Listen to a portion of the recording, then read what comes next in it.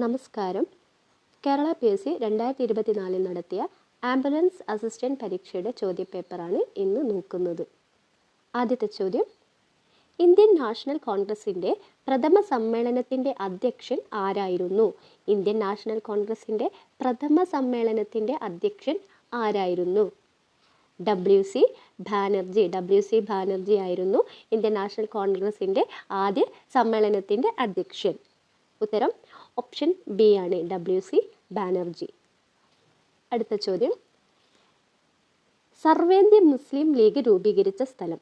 സർവേന്ത്യ മുസ്ലിം league രൂപീകരിച്ച സ്ഥലം ധാക്കയാണ്. Option C ആണ് ഉത്തരം. സർവേന്ത്യ മുസ്ലിം ലീഗ് രൂപീകരിച്ച സ്ഥലം ധാക്ക. ഓപ്ഷൻ സി ആണ് ഉത്തരം. അടുത്ത ചോദ്യം, 1905 ബംഗാളിനെ രണ്ടായി വിഭജിച്ച വൈസ്രോയി ആരായിരുന്നു? 1905 ബംഗാളിനെ രണ്ടായി വിഭജിച്ച വൈസ്രോയി ആരായിരുന്നു? കാഴ്സൺ പ്രഭു ആണ്. കാഴ്സൺ പ്രഭു ആയിരുന്നു 1905 ബംഗാളിനെ രണ്ടായി വിഭജിച്ച വൈസ്രോയി. ഓപ്ഷൻ എ ആണ് ഉത്തരം. നാലാമത്തെ ചോദ്യം, തീവ്ര ദേശീയതയുമായി ബന്ധപ്പെട്ട നേതാക്കൾ ആരെല്ലാമായിരുന്നു? തീവ്ര ദേശീയതയുമായി ബന്ധപ്പെട്ട നേതാക്കൾ ആരെല്ലാമായിരുന്നു? ആരൊക്കെയായിരുന്നു? ബാലഗംഗാധര തിലകും ലാല ലജ്പത് റായിയുമാണ്. ബാല ഗംഗാധര തിലക്, ലാല ലജ്പത് റായ് ഇവരാണ് തീവ്ര ദേശീയ പ്രസ്ഥാനവുമായി ബന്ധപ്പെട്ട നേതാക്കൾ. സോ ഓപ്ഷൻ ഏതാണ് വരുന്നത്? ഓപ്ഷൻ സി ആണ്, 1ഉം 3ഉം. ബാലഗംഗാധര തിലക്, ലാല ലജ്പത് റായ്. ഓപ്ഷൻ സി ആണ് ഉത്തരം. അടുത്ത ചോദ്യം, ഇന്ത്യൻ നവോത്ഥാനത്തിൻ്റെ പിതാവ് എന്നറിയപ്പെടുന്നത് ആരാണ്? ഇന്ത്യൻ നവോത്ഥാനത്തിൻ്റെ പിതാവ് എന്നറിയപ്പെടുന്നത് ആരാണ്?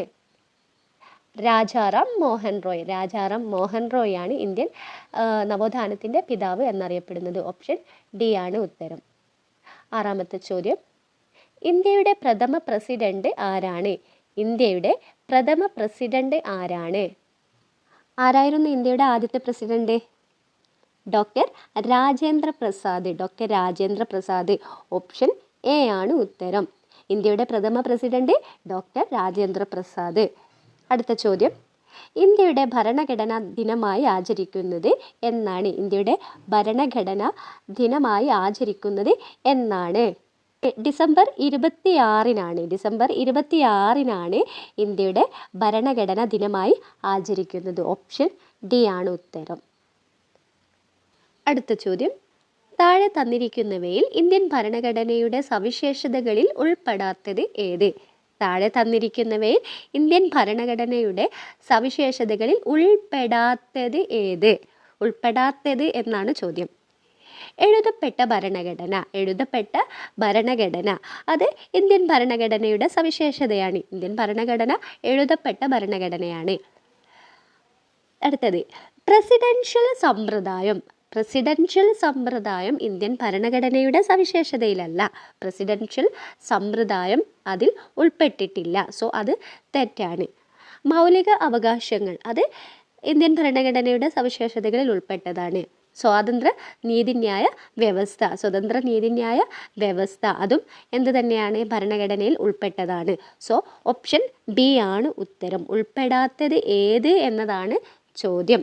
പ്രസിഡൻഷ്യൽ സമ്പ്രദായം ഇന്ത്യൻ ഭരണഘടനയുടെ സവിശേഷതകളിൽ ഉൾപ്പെട്ടതല്ല. ബാക്കി എഴുതപ്പെട്ട ഭരണഘടന, മൗലിക അവകാശങ്ങൾ, സ്വതന്ത്ര നീതിന്യായ വ്യവസ്ഥ ഇതെല്ലാം ഇന്ത്യൻ ഭരണഘടനയിൽ ഉൾപ്പെട്ട സവിശേഷതകളാണ്. അടുത്ത ചോദ്യം, താഴെ തന്നിരിക്കുന്നവയിൽ എഴുതപ്പെട്ട ഭരണഘടന നിലവിലുള്ള രാജ്യം ഏത്? താഴെ തന്നിരിക്കുന്നവയിൽ എഴുതപ്പെട്ട ഭരണഘടന നിലവിലുള്ള രാജ്യം ഏത്? ഏതൊക്കെ രാജ്യങ്ങളാണ് എഴുതപ്പെട്ട ഭരണഘടന എപ്പോഴും നിലവിലുള്ളത്? ഇന്ത്യ, അമേരിക്കൻ ഐക്യനാടുകൾ. ഇന്ത്യ, അമേരിക്കൻ ഐക്യനാടുകളിലാണ് ഇപ്പോഴും എഴുതപ്പെട്ട ഭരണഘടന നിലവിലുള്ളത്.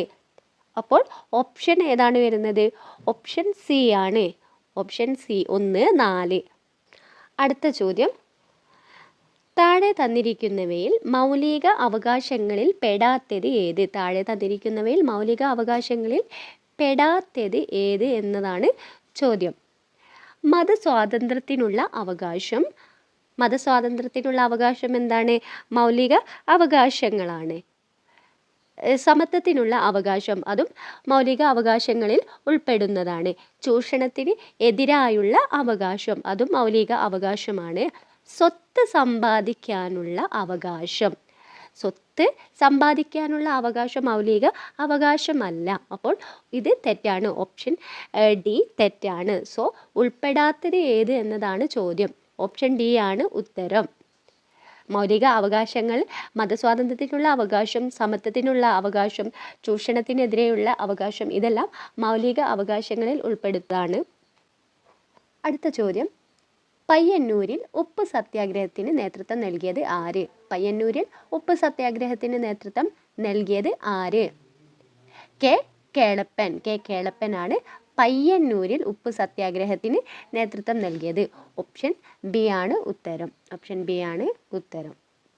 അടുത്ത ചോദ്യം, സമത്വ സമൂഹ സൃഷ്ടി എന്ന ലക്ഷ്യത്തോടെ അയിത്തോച്ചാടനം സ്വാതന്ത്ര്യ സമര പ്രസ്ഥാനത്തിൻ്റെ ഭാഗമായി മാറ്റിയ കേരളത്തിലെ പ്രക്ഷോഭം.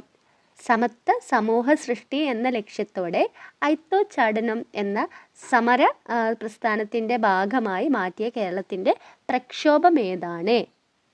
ഏതായിരുന്നു?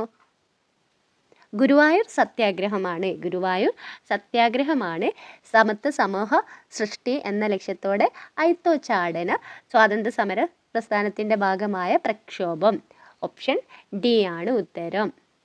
അടുത്ത ചോദ്യം, മനുഷ്യത്വമാണ് മനുഷ്യൻ്റെ ജാതി എന്ന് പ്രഖ്യാപിച്ചത് ആരാണ്? മനുഷ്യത്വമാണ് മനുഷ്യൻ്റെ ജാതി എന്ന് പ്രഖ്യാപിച്ചത് ആരാണ്? ശ്രീനാരായണ ഗുരു. ശ്രീനാരായണ ഗുരു ആണ് എന്ത് പറഞ്ഞത്? മനുഷ്യത്വമാണ് മനുഷ്യൻ്റെ ജാതി എന്ന് പ്രഖ്യാപിച്ചത്. ഓപ്ഷൻ എ ആണ് ഉത്തരം. ശ്രീനാരായണ ഗുരു. പ്രാചീന മലയാളം എന്ന കൃതി രചിച്ചത് ആരാണ്? പ്രാചീന മലയാളം എന്ന കൃതി രചിച്ചത് ആരാണ്? വാഗ്ഭടാനന്ദൻ. വാഗ്ഭടാനന്ദൻ.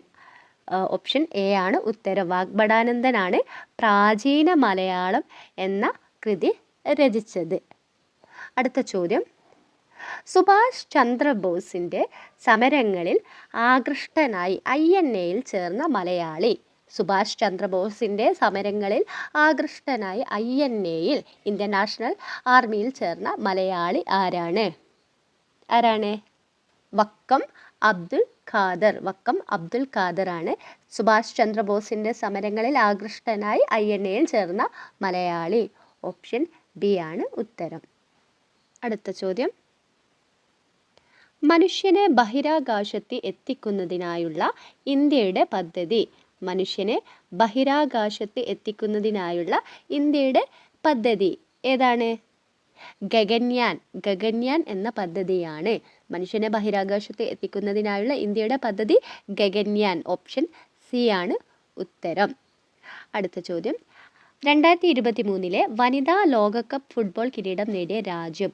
2023 വനിതാ ലോകകപ്പ് ഫുട്ബോൾ കിരീടം നേടിയ രാജ്യം സ്പെയിൻ. സ്പെയിനാണ് 2023 വനിതാ ലോകകപ്പ് ഫുട്ബോൾ കിരീടം ലഭിച്ചത്. സ്പെയിനിനാണ്. ഓപ്ഷൻ എ ആണ് ഉത്തരം. അടുത്ത ചോദ്യം, സുഭാഷ് ചന്ദ്രബോസ് രൂപം നൽകിയ രാഷ്ട്രീയ പാർട്ടി ഏതാണ്? സുഭാഷ് ചന്ദ്രബോസ് രൂപം നൽകിയ രാഷ്ട്രീയ പാർട്ടി ഏത്? Forward block. Forward block. Subhash Chandrabose രൂപം നൽകിയ രാഷ്ട്രീയ പാർട്ടിയാണ് ഫോർവേഡ് ബ്ലോക്ക്. ഓപ്ഷൻ ഡി ആണ് ഉത്തരം. 19ാമത്തെ ചോദ്യം, മലബാർ കലാപം ഉണ്ടാകുവാനുള്ള കാരണം അന്വേഷിക്കാൻ രൂപീകരിച്ച കമ്മീഷൻ ഏത്? മലബാർ കലാപം ഉണ്ടാകുവാനുള്ള കാരണം അന്വേഷിക്കാൻ രൂപീകരിച്ച കമ്മീഷൻ ഏത്? വില്യം ലോഗൻ കമ്മീഷനാണ്. വില്യം ലോഗൻ കമ്മീഷനാണ് മലബാർ കലാപം ഉണ്ടാകാൻ കാരണം അന്വേഷിക്കാൻ വേണ്ടി രൂപീകരിച്ച കമ്മീഷൻ. ഓപ്ഷൻ ബി ആണ് ഉത്തരം. William Logan commission. 20ാമത്തെ ചോദ്യം, നാട്ടുരാജ്യങ്ങളുടെ സംയോജനം. നാട്ടുരാജ്യങ്ങളുടെ സംയോജനം എന്ന ദൗത്യം ഏറ്റെടുത്ത് സർദാർ വല്ലഭായ് പട്ടേൽ തൻ്റെ സെക്രട്ടറിയായി നിയമിച്ച കേരളീയൻ ആരാണ്?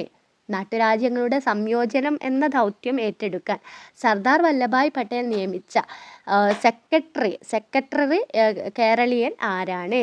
ആരായിരുന്നു?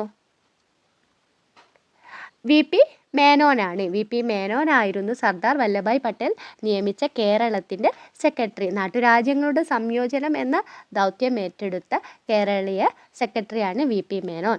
ഓപ്ഷൻ ബി ആണ് ഉത്തരം. അടുത്ത ചോദ്യം, ഒന്നാം പഞ്ചവത്സര പദ്ധതിയിൽ പ്രാധാന്യം നൽകിയത് ഏത് മേഖലയ്ക്കാണ്? ഒന്നാം പഞ്ചവത്സര പദ്ധതിയിൽ പ്രാധാന്യം നൽകിയത് ഏത് മേഖലയ്ക്കാണ്? കാർഷിക മേഖല. ഓപ്ഷൻ എ ആണ് ഉത്തരം. കാർഷിക മേഖലയ്ക്കാണ് ഒന്നാം പഞ്ചവത്സര പദ്ധതിയിൽ പ്രാധാന്യം നൽകിയത്. അടുത്ത ചോദ്യം, ഇന്ത്യയുടെ വിദേശ നയത്തിൻ്റെ ശില്പി ആര്? ഇന്ത്യയുടെ വിദേശ നയത്തിൻ്റെ ശില്പി ആര്? ജവഹർലാൽ നെഹ്റു. ഓപ്ഷൻ സി ആണ് ഉത്തരം. ഇന്ത്യയുടെ വിദേശ നയത്തിൻ്റെ ശില്പി ജവഹർലാൽ നെഹ്റുവാണ്. അടുത്ത ചോദ്യം, റിസർവ് ബാങ്ക് ഓഫ് ഇന്ത്യയുടെ ഗവർണറായി ഇപ്പോൾ സേവനമനുഷ്ഠിക്കുന്നത് ആര്? റിസർവ് ബാങ്ക് ഓഫ് ഇന്ത്യ RBIയുടെ ഗവർണറായി ഇപ്പോൾ സേവനമനുഷ്ഠിക്കുന്നത് ആര്? ശക്തികാന്ത ദാസ്. ശക്തികാന്ത ദാസ്. ഓപ്ഷൻ ഡി ആണ് ഉത്തരം. RBIയുടെ ഇപ്പോഴത്തെ ഗവർണർ ശക്തികാന്ത ദാസ്. അടുത്ത ചോദ്യം, ദേശീയ മനുഷ്യാവകാശ കമ്മീഷൻ്റെ അധ്യക്ഷൻ ആരാണ്? ദേശീയ മനുഷ്യാവകാശ കമ്മീഷൻ്റെ അധ്യക്ഷൻ ആരാണ്? അരുൺ കുമാർ മിശ്രയാണ്. അരുൺ കുമാർ മിശ്രയാണ് ദേശീയ മനുഷ്യാവകാശ കമ്മീഷൻ്റെ അധ്യക്ഷൻ. ഓപ്ഷൻ എ ആണ് ഉത്തരം.